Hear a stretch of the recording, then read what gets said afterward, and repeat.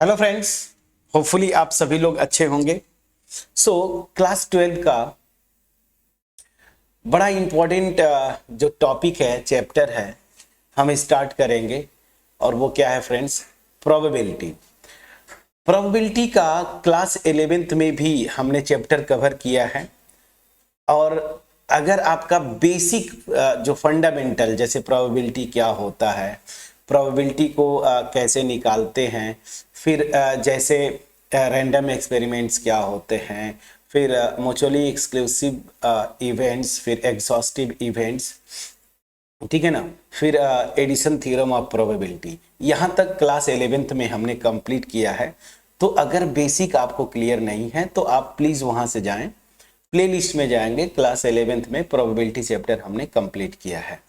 अब यहाँ से वहीं से आगे, और आप देखेंगे जितनी भी कंपिटिटिव एग्जाम्स हैं, जितनी भी जो बड़े लेवल के, खास करके जैसे मैं बोलूँ जेई की बात कर लीजिए, आप कोई अच्छा इंट्रेंस की बात कर लीजिए बीएससी का, या फिर इवन अच्छे जो पीजीटी के एग्जाम्स होते हैं, तो वहां पे आप देखेंगे कि जो प्रोबेबिलिटी के क्वेश्चंस आते हैं, मैक्सिमम क्वेश्चंस जो होंगे वो आपके क्लास 12 से आते हैं। हाँ, जरूर वहां से भी क्लास 11 से भी आते हैं, ऐसा नहीं है, लेकिन ज्यादातर क्वेश्चंस यहां से बनते हैं। तो बेसिक अगर आपका क्लियर नहीं है, क्लास 11th वाला आप जाके देखेंगे। यहां पे क्लास 12 का चैप्टर 13 हम स्टार्ट करेंगे, प्रोबेबिलिटी।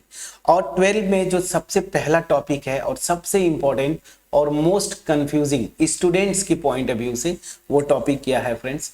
Conditional probability. ठीक है, कंडीशनल प्रोबेबिलिटी क्या होता है, इसको हम लोग स्टार्ट करेंगे, समझने की कोशिश करेंगे। बट बिफोर दैट मैं आपसे रिक्वेस्ट करूंगा, अगर आप चैनल पे नए हैं, चैनल को जरूर सब्सक्राइब करिए, बेल आइकन को क्लिक करिएगा। अगर वीडियो अच्छी लगे तो आप लाइक करिए, फ्रेंड्स के साथ शेयर जरूर करिएगा। वीडियो के एंड तक आपको देखना है, और इस वीडियो के एंड तक हम कंडीशनल प्रोबेबिलिटी क्या होता है, इसका डिटेल कॉन्सेप्ट जो है, और जो फार्मूला होता है ना, कैसे कंडीशनल प्रोबेबिलिटी आप निकालते हैं किसी इवेंट का, गिवन कोई इवेंट ऑलरेडी जो है हैपन हो चुका है, तो ये सारी चीजें इस वीडियो के एंड तक आपको क्लियर हो जानी चाहिए। तो एंड तक देखिएगा। वीडियो अगर अच्छी लगे फ्रेंड्स के साथ शेयर करिए, कमेंट सेक्शन में जरूर अप्रिशिएट करिएगा। और ये चैप्टर जब स्टार्ट हो गया तो फिर से मैं वही बोलूंगा कि और कौन सा टॉपिक है। हालांकि ये लास्ट टॉपिक आपका आएगा, बट मैं इसको पहले रिकॉर्ड कर रहा हूँ, इंटीग्रेशन अभी कर रहे थे तो मैं अभी स्टार्ट कर रहा हूँ। तो कौन सा टॉपिक और आपको परेशान कर रहा है जो आप पढ़ना चाहते हैं क्लास 12 में, तो वो टॉपिक आप कमेंट सेक्शन में जरूर लिखेंगे। फिर इसको खत्म करने के बाद वोटिंग के अकॉर्डिंगली मैं वो टॉपिक स्टार्ट कर दूंगा। तो चलिए अब आते हैं बिना देर किए अपने एक्चुअल टॉपिक पे, क्या? Conditional probability. देखिए कंडीशनल प्रोबेबिलिटी होता क्या है। यहां पे क्या होता है कि कोई रैंडम एक्सपेरिमेंट आपने परफॉर्म किया, ठीक है ना, और उससे एसोसिएटेड दो इवेंट आप लेते हैं, ठीक है ना। मैं नाम लिख देता हूं, वही सिंबल यूज करने की कोशिश करता हूं जो आपके एनसीईआरटी के बुक में है। मान लीजिए दो इवेंट्स हैं ई और एफ, उसी रैंडम एक्सपेरिमेंट से एसोसिएटेड, ठीक।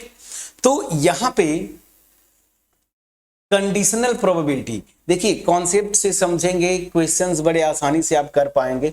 और अगर कॉन्सेप्चुअली नहीं जाएंगे तो आप, मैं बार बार बोल रहा हूं, 11th में भी मैंने यही बोला कि अगर कॉन्सेप्चुअली नहीं जाएंगे, फार्मूले से नहीं होता है फ्रेंड्स, जहां पे क्वेश्चन घुमा दिया वहां पे फिर आप फंस जाएंगे। तो कॉन्सेप्ट को समझना है। तो यहां पे कंडीशनल प्रोबेबिलिटी की बात करेंगे, जैसा नाम सजेस्ट करता है। मतलब क्या है कि यहां पे हम एक कंडीशन इंपोज करेंगे, या एक कंडीशन इंपोज करेंगे। अब वहां पे वो कंडीशन क्या होता है, जैसे इस केस में मैं मान के चल रहा हूं ये जो इवेंट एफ है ना, ये ऑलरेडी हैपेंड हो चुका है। मतलब ये इवेंट पहले हो जाए, ठीक है ना, उसके बाद इस इवेंट ई के होने की प्रोबेबिलिटी। फिर से कंडीशनल प्रोबेबिलिटी मतलब मैं इस इवेंट ई का प्रोबेबिलिटी निकालने की कोशिश करूंगा। गिवन मतलब ये दिया हुआ है कि ये इवेंट एफ जो है ना वो ऑलरेडी हैपेंड हो चुका है। ठीक, तो कैसे लिखते हैं सबसे पहले तो देखिए, प्रोबेबिलिटी ऑफ इवेंट ई, इसी इवेंट की प्रोबेबिलिटी निकालनी है या कंडीशनल प्रोबेबिलिटी निकालनी है।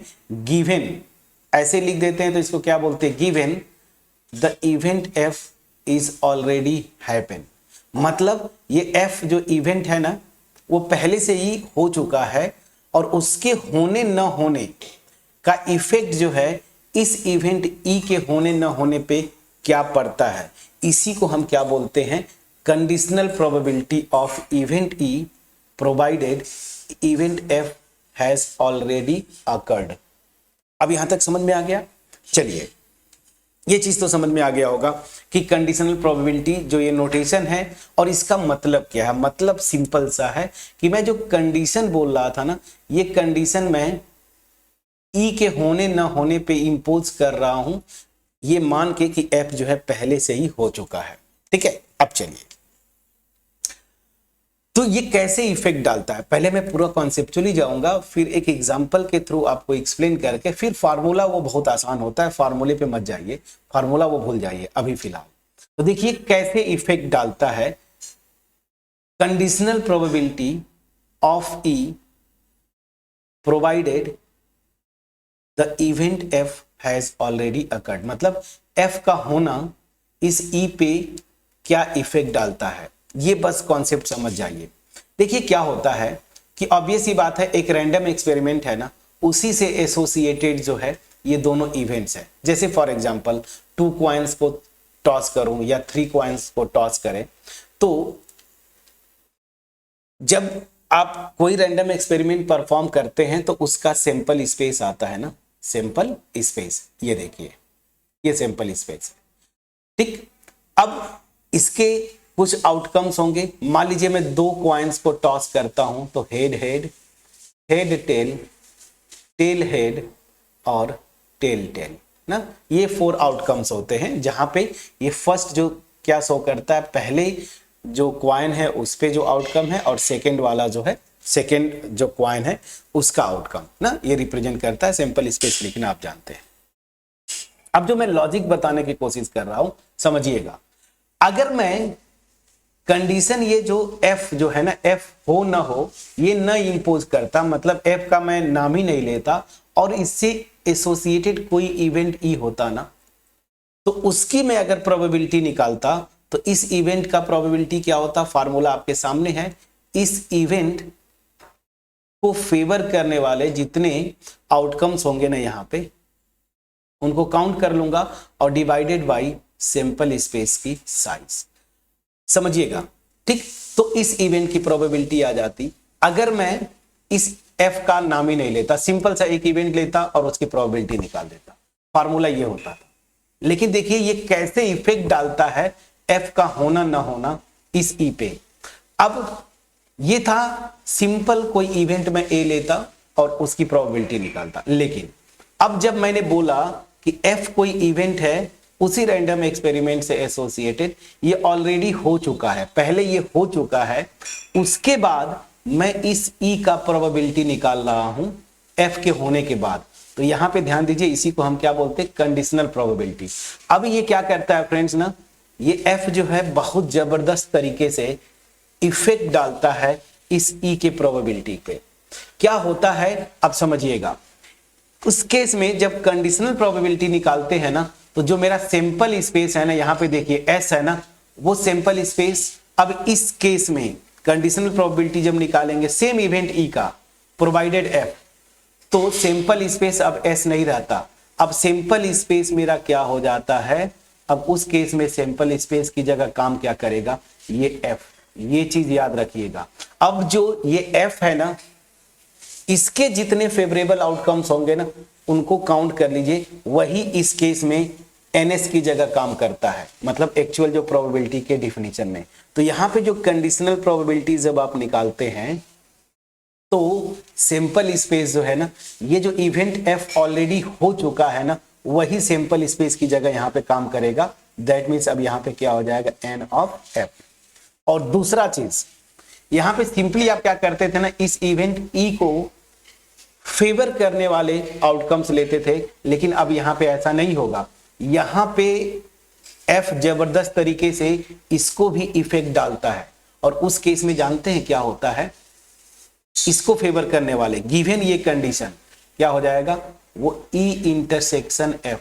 मतलब क्या हुआ, एफ और ई, एफ भी एक इवेंट है, ई भी एक इवेंट है, इन दोनों में कॉमन जो होंगे ना दोनों कंडीशन, मतलब इसको भी सेटिस्फाई करे एफ को भी, और ई के लिए जो कंडीशन है उसको भी सेटिस्फाई करे, तो कॉमन जो आउटकम्स होंगे ना वो यहां पे लेते हैं। तो इस केस में प्रोबेबिलिटी हमारी कंडीशनल प्रोबेबिलिटी देखिए ये आती है। अब मैं समझा पाया कि नहीं, प्लीज बोलिएगा। तो ये था आपका कंडीशनल प्रोबेबिलिटी का पूरा कॉन्सेप्ट। तो क्या समझा आपने? मैं एग्जांपल दूंगा, आपको घबराना नहीं है, ठीक है फ्रेंड्स। सो यहां पे होपफुली पूरा का पूरा जो कॉन्सेप्ट था आपको कंडीशनल प्रोबेबिलिटी का आपको समझ में आया होगा कि जब किसी इवेंट का प्रोबेबिलिटी आपको निकालना हो और ये गिवन हो, प्रोवाइडेड हो कि ऑलरेडी एक जो इवेंट है वो ऑलरेडी हैपेंड हो चुका हो, तो उस केस में जो इवेंट हैपन हो चुका है ना वो जबरदस्त तरीके से इस इवेंट ई के प्रोबेबिलिटी पे इफेक्ट डालता है। और क्या डालता है, बस यहां से समझिएगा कि सैंपल स्पेस जो ओरिजिनल रैंडम एक्सपेरिमेंट का है ना वो रिड्यूस हो जाता है इस एफ जो इवेंट है इसके फेवरेबल आउटकम्स वो निकाल लीजिए उस पे, और जो नॉर्मल कंडीशन में हम ये निकालते थे ना, अब इस ई मतलब क्या हुआ कि सैंपल स्पेस में यहां पे इस ई को जो डायरेक्ट इवेंट्स फेवर करते थे ना वो सारे के सारे नहीं आएंगे, उनमें से वही आएंगे जो इस इवेंट एफ जो कि ऑलरेडी हैपन हो चुका है ना उसको भी सेटिस्फाई करे। तो इसलिए जब कंडीशनल प्रोबेबिलिटी इवेंट ई का निकालते हैं, गिवन एफ जो है हो चुका है ऑलरेडी, वो क्या होता है n of E intersection F divided by n of F. ठीक है, अब इसके लिए मैं ये बाद में या ऐसे ही छोड़ दूंगा, मैं आपको एक एग्जांपल के थ्रू एक्सप्लेन करने की कोशिश करता हूं। चलिए ये फार्मूला जो है अभी तो मैं आपको एक्सप्लेन करने के लिए लिख रहा था, ये फार्मूला मैं यहां पे लिख देता हूं और दिखाऊंगा कि देखिए कैसे ये आपने निकाला। चलिए ये कैसे अप्लाई हो रहा था। अब मैं इस पूरे को इरेज करूंगा जो कि मैंने आपको एज अ कॉन्सेप्ट आपको यहां पे बताया था। अब देखिए एक एग्जांपल मैं लेता हूं अपने से नोन, थोड़ा सा आसान, जिससे कि मैं आपको एक्सप्लेन कर पाऊं। मैं क्या बोलता हूं कि 2 कॉइन्स को एक रैंडम एक्सपेरिमेंट ले रहा हूं जहां पे 2 कॉइन्स को साइमल्टेनियसली आप टॉस करते हैं, ठीक है ना, 2 कॉइन्स को।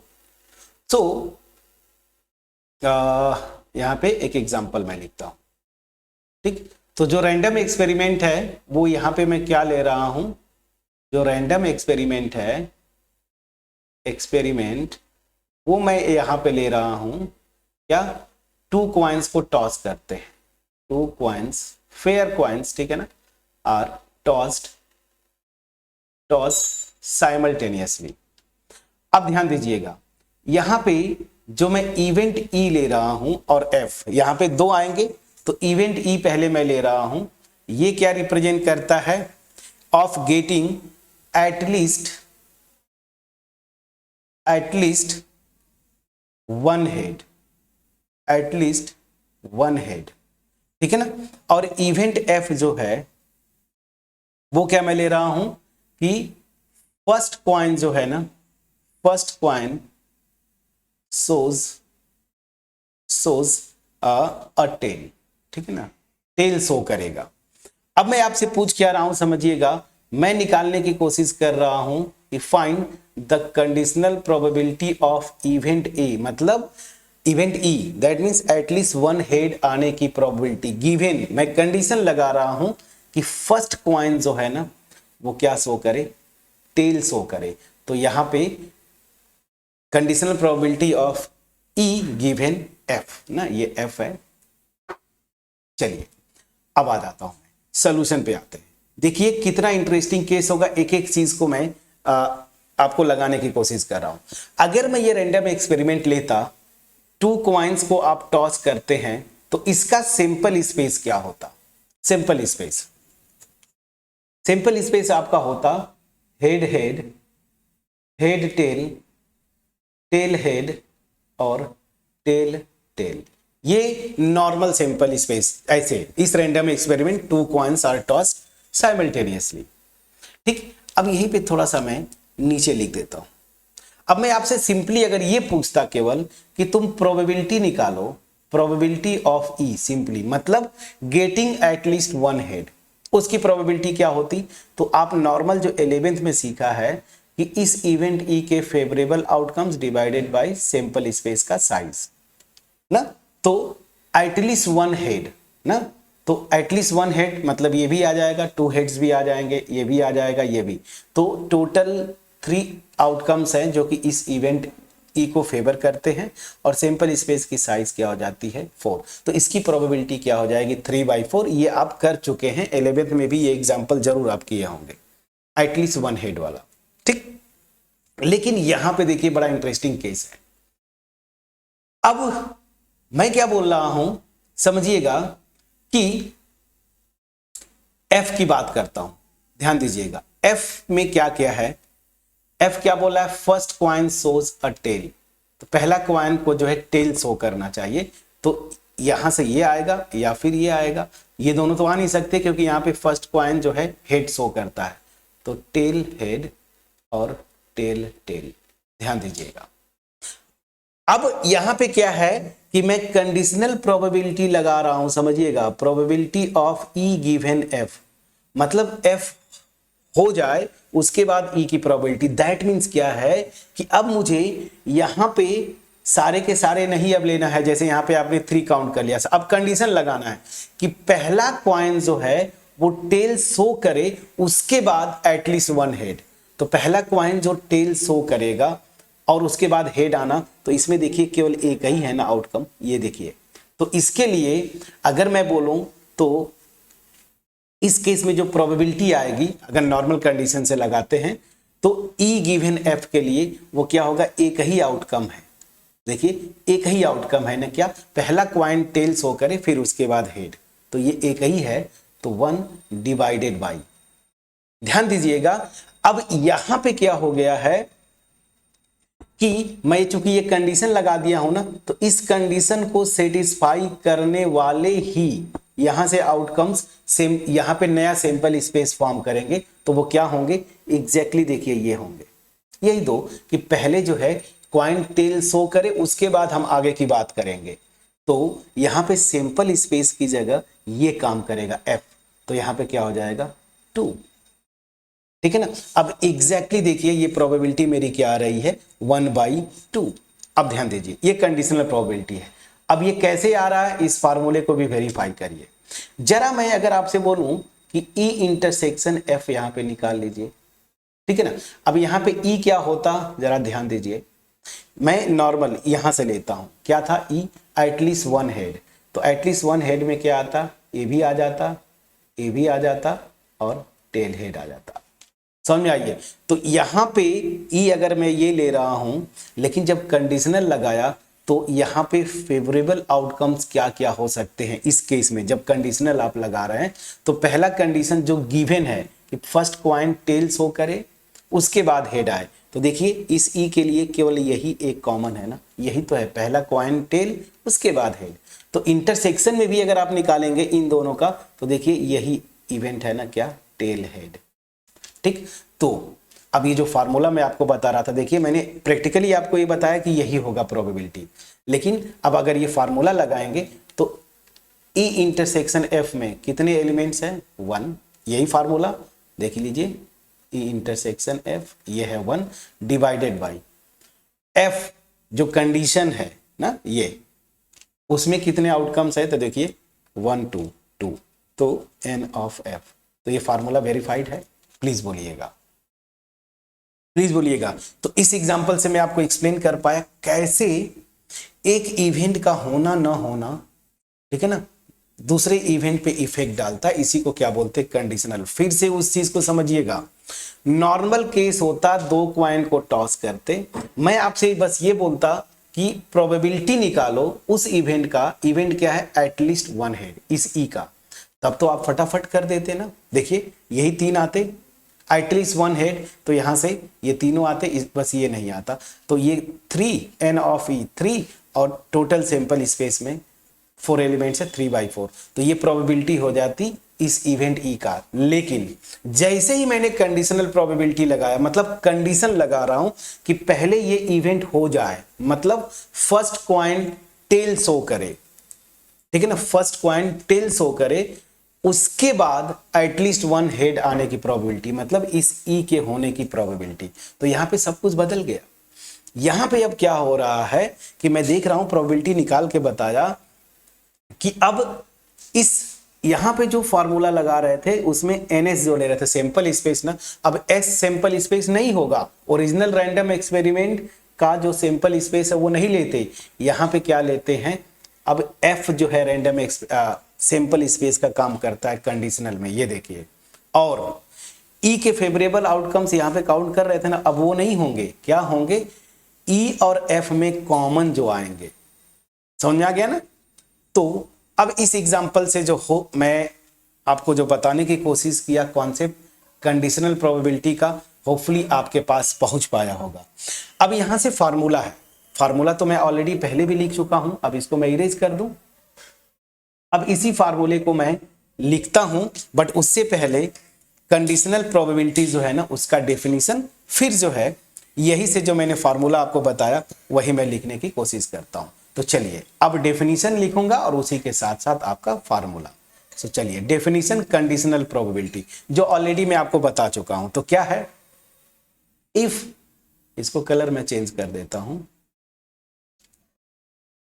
If E and F be two events associated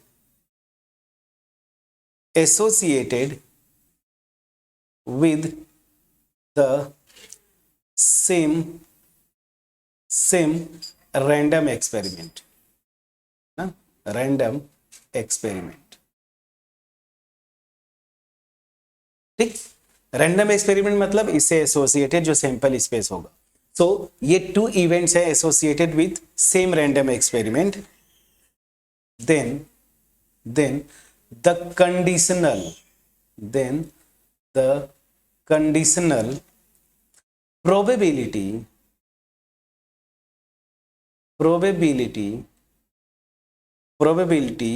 of event E, ठीक है ना, गिवन मतलब ऑलरेडी ये f हैपेंड है, so given that f has already happened या अकर्ड ना, happened, already happened, is denoted by,